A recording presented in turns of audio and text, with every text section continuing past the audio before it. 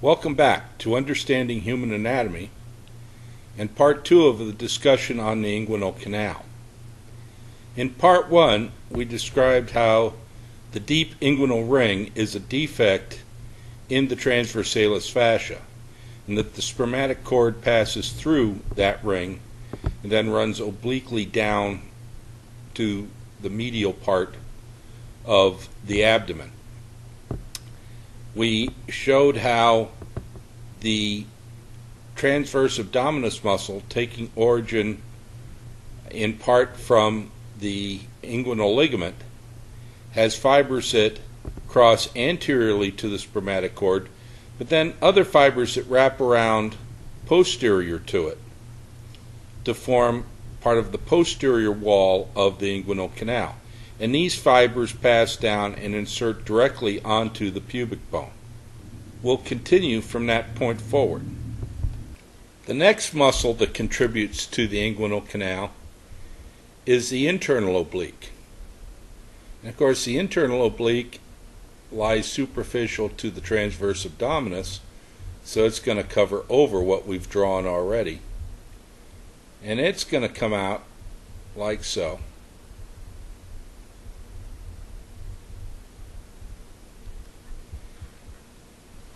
Again, it's going to pass anterior to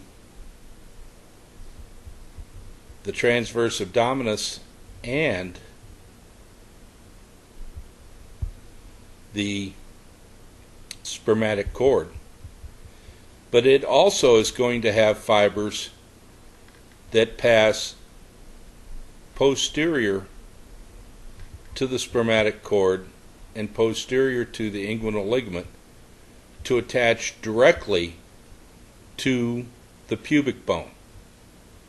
So let me color in the internal oblique muscle here.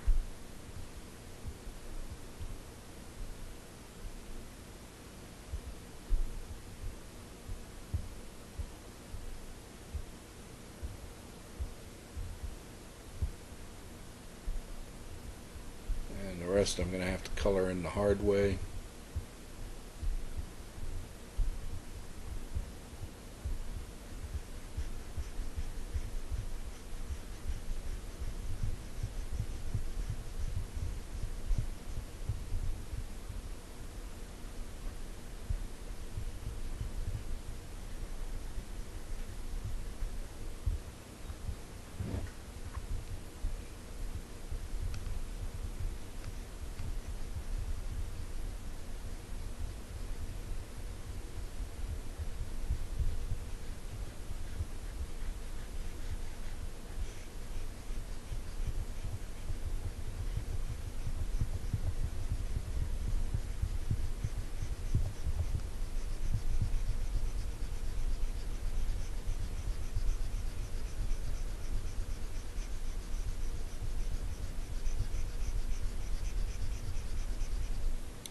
Like so. And again, I'll sketch in some lines to indicate the muscle fibers.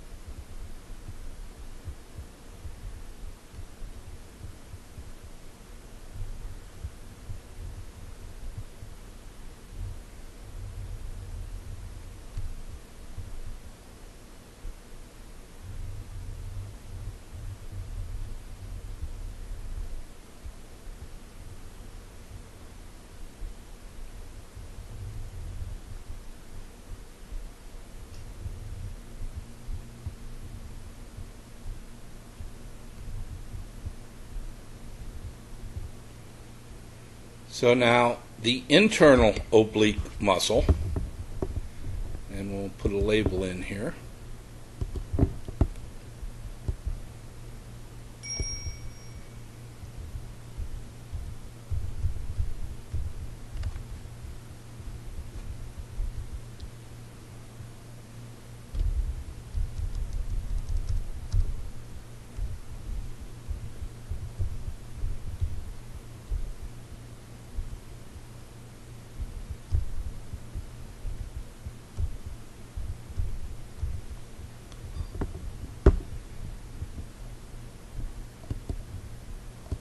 draw a line to it. The internal oblique also runs partially anterior to the spermatic cord and then has fibers that loop around posterior to the spermatic cord. Now, again, visualizing this, the deep inguinal ring is back in this area, and the spermatic cord has run obliquely through the two loops that are made by the transverse abdominis and then by the internal oblique, so that there is this obliquely running canal created by the muscles.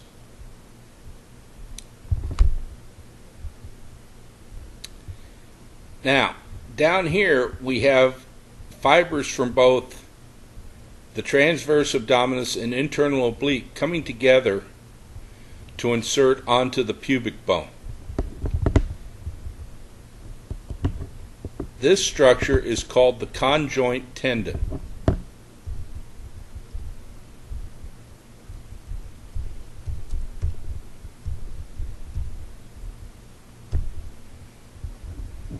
The conjoint tendon is the common tendon for transverse abdominis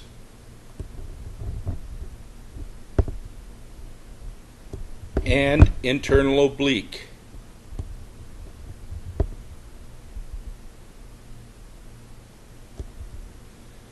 That pass posterior to the spermatic cord and inserts onto the pubic bone. Now, the third muscle that's involved in the inguinal canal is the external oblique. And the external oblique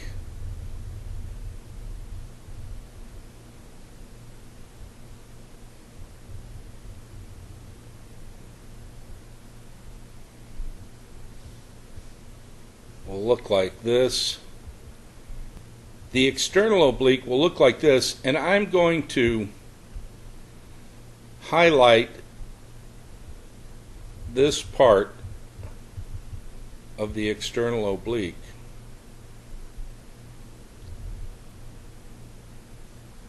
and the inguinal ligament in yellow just to make it stand out. And let me color in the external oblique for you.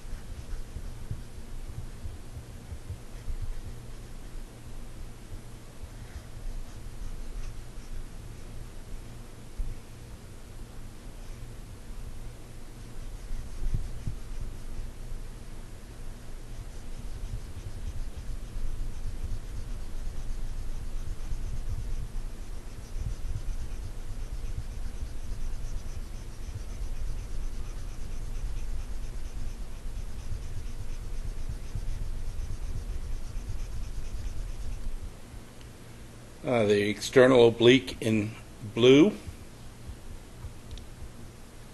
and I will put some fibers in here.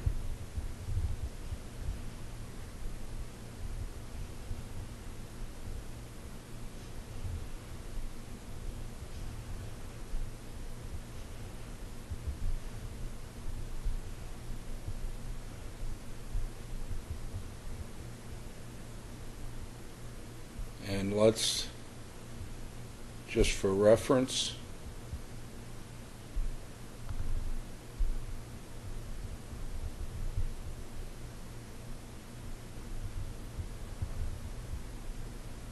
draw in the linea alba.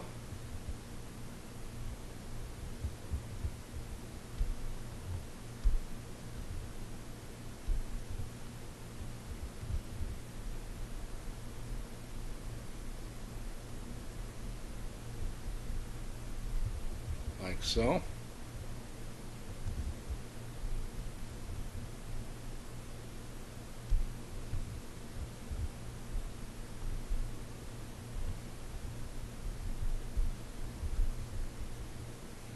So this is now the external oblique.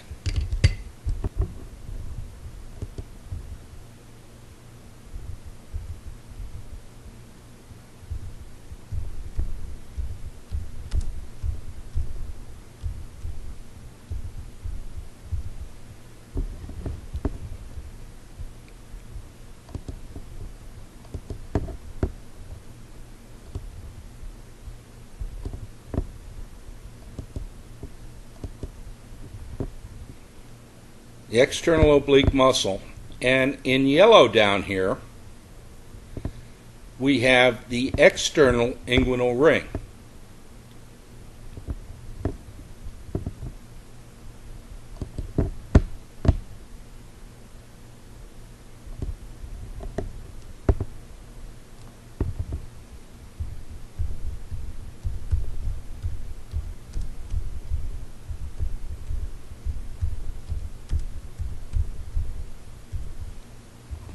And the external inguinal ring really has two parts from the external oblique and one part from the pubic bone, more of a triangle than a ring. And what essentially happens is the tendon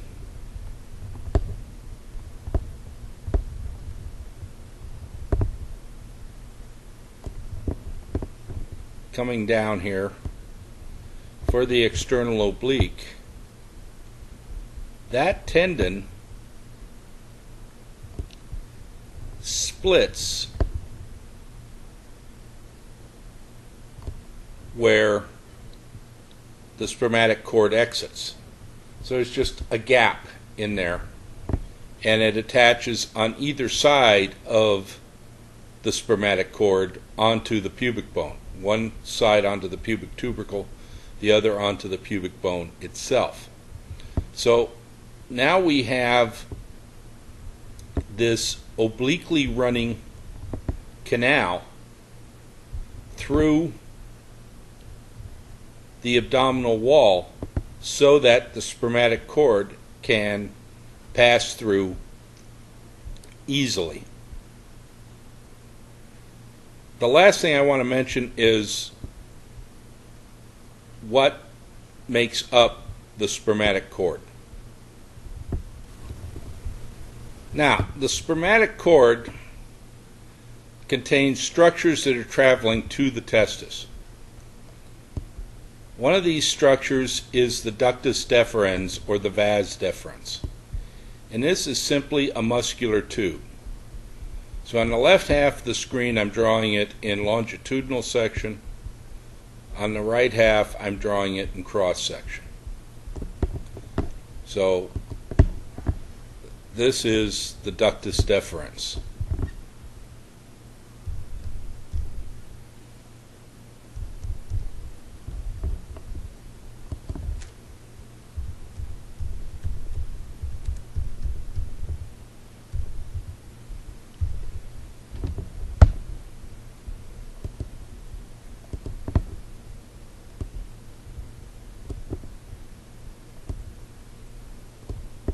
Another important structure we find is the spermatic artery,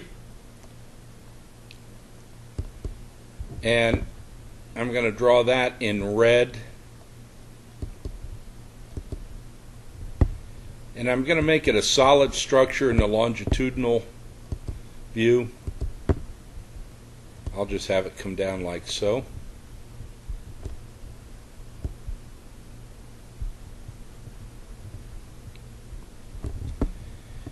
In the cross section,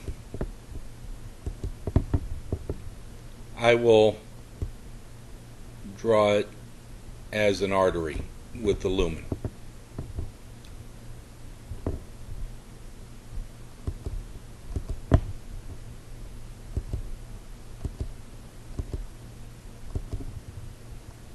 Make it a little bit larger over here.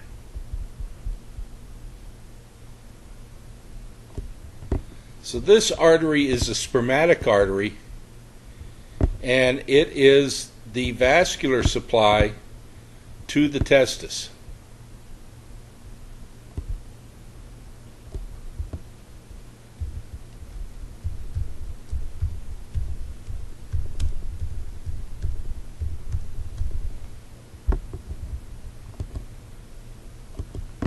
Again, I'll draw label to each side. Now, if we have arteries, we should have veins, and the veins going to the testis actually form a plexus on the surface of the artery. So what you're going to see is something like this.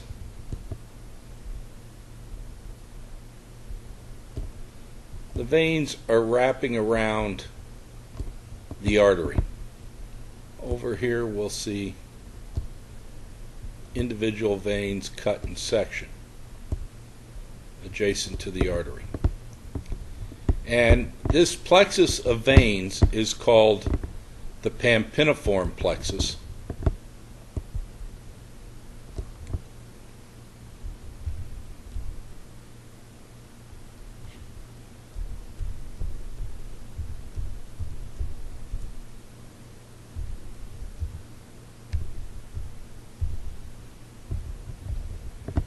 And the pampiniform plexus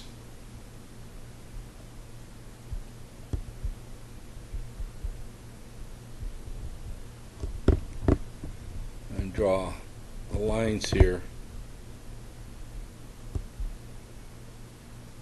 minimize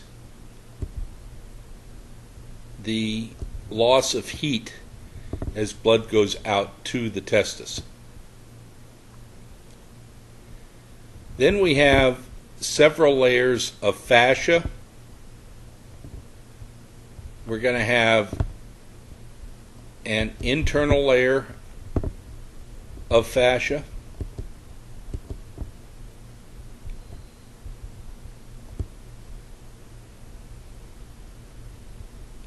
Like so. And of course over here it would be wrapping the structures up.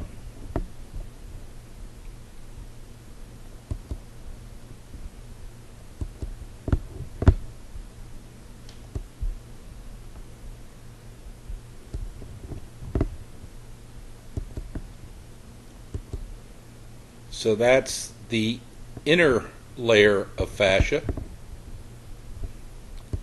Suppose I should label it here.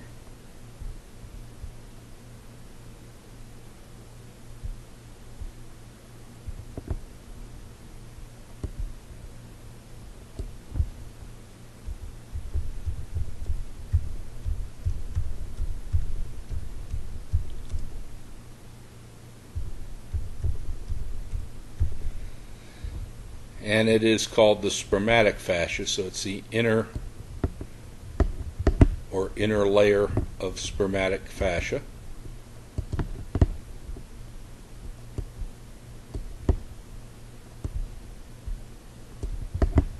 Then we're going to have a middle layer of spermatic fascia.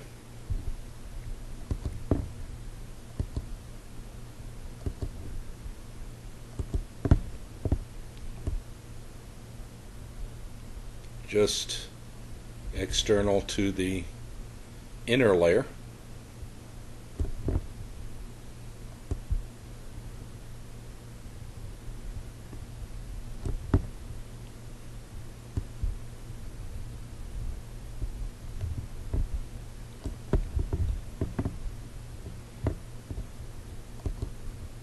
So this will be the middle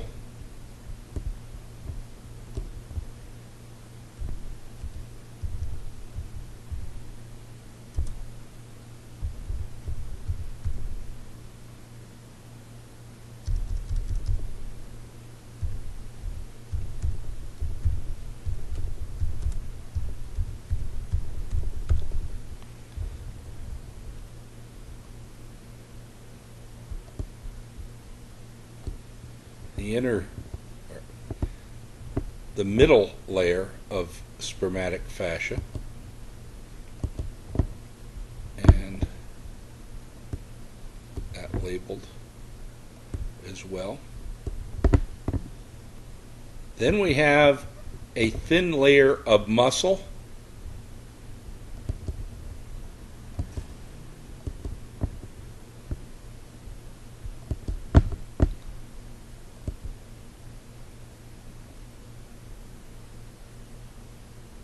draw the muscle in the cross section first, and then we'll sketch it in on the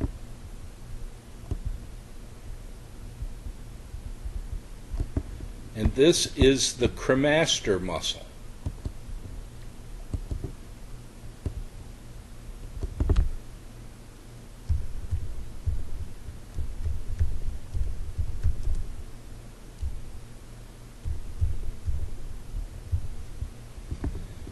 And the cremaster muscle pulls the testis closer to the body wall when the testis needs to be warmed up. And then finally we have some external fascia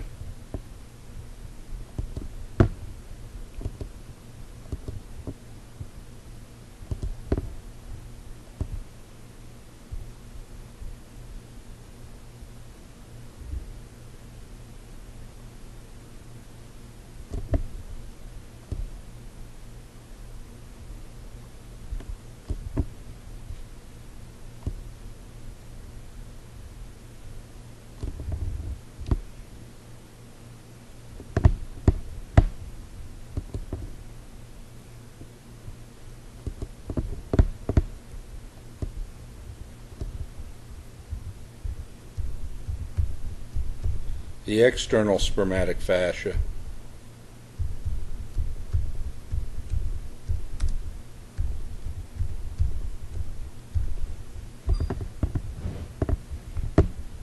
And that completes the spermatic cord.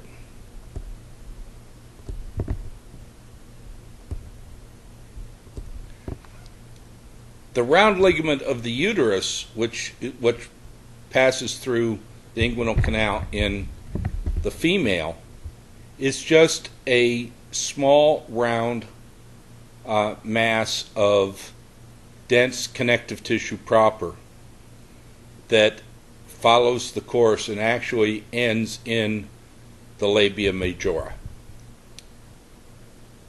Thank you for your attention.